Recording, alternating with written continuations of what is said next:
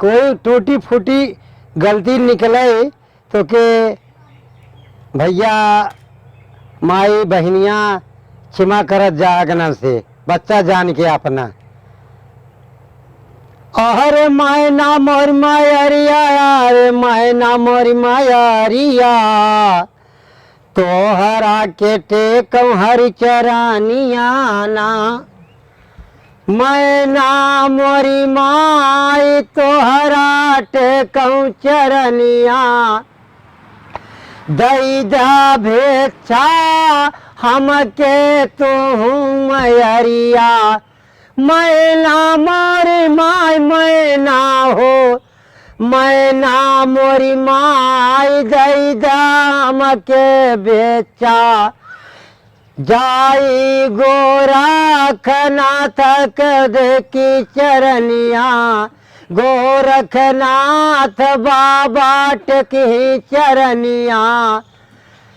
तब तोहरी चरनिया पूजा, तब तोहरी चरनिया पूजा, रात दिन ना मैना राम बाबू। टिकबै हम चरान तोहरे और सरनिया। मैना मोर माय मैना हो, दैदा बेचा जाई गोरखनाथ बाबा कैना। टिकबै हर के चरनिया, गोरखनाथ बाबा करे हैं पूजा। जब करे है पूजा पक्का, फुनिहाम तोहरे लवट के सरनिया। मैना मोरी माई राम और हो बाबू, तोहरा के चरल तोरा के, तोहरा के चरल तोरा के। टेकबै हम ना दैदा बेचावर। मैना मोरी माई कहन लगी जोगिया से, ललना हमारे कहिया है ललनवा। तू ललनवा कई कैसे के भेचा दे तो ललना। काहे जोगी तोहयूं बन गईला हो, तो हमरे कैला लनवा, तो हमरे कैला लनवा। कैसे के दे बेचा, का नाही हमरे हाथी घोड़ा, का नाही गाय भैंसिया हमरे, का नहीं खेत हमरे और बारी, का नाही कोठी महल अटरिया। ललना कैसे तोहके दे बेचा, जोगियायन लाल कहैया मैना मैरिया से। तोरे कर्म में ललना नाही ये कऊ लिखा रहनियन मावा। मैना मोरी माई माना मोर कहनवा। भोले अनना कहन लगे ब्रह्मा विष्णु से, कि देखा वही बुढ़वा के लड़का लिखा बा नाही। उलटी पुलटी के ब्रह्मा विष्णु देखई कौरा दोनों पुथन्ना भाई। ना लिखा लला न रहा गोदिया नामा। मैना मोरी माय कहाँ और शंकर हो।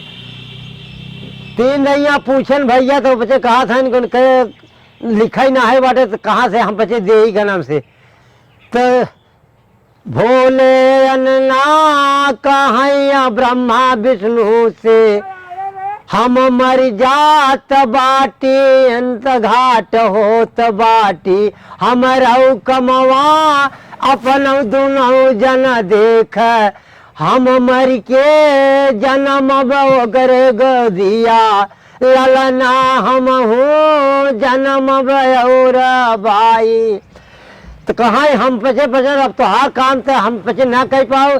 कहाँ देखा मोर काम जात बाटी हम मर के जन्म बो करे लाल हम हूँ गोदिया और तब से एक लाल उड़त की गवा सुगनवन की नाही ओके भेजले लिखने और लिखनिया ब्रह्मा विष्णु लिखले हर के लिखनिया यही से भैले जोगिया मैना मोरी मयरिया राम बाबू टेकले तोरी चरनिया फुन हम लावट के औबाय जब शिव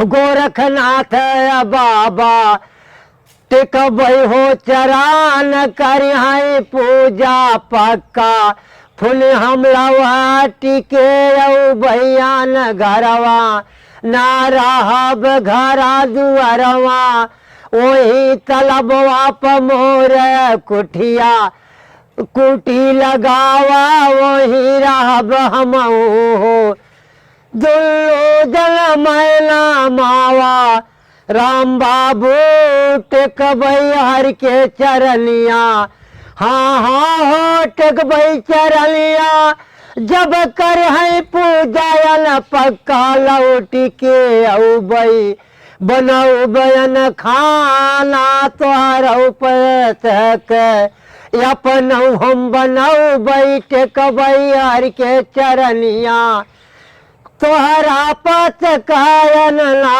हो तोहरा पत कायन ना हो टेकबई हो चरान सिरवा और दबऊ बई मैना मोरी माँ तोहरी टेकबई चरनिया मैना मोरी माँ टेकबई तोहरी चरनिया राम बाबू हरि के टेकव चरनिया पौहार तोहार हर के अवर दबऊ बई।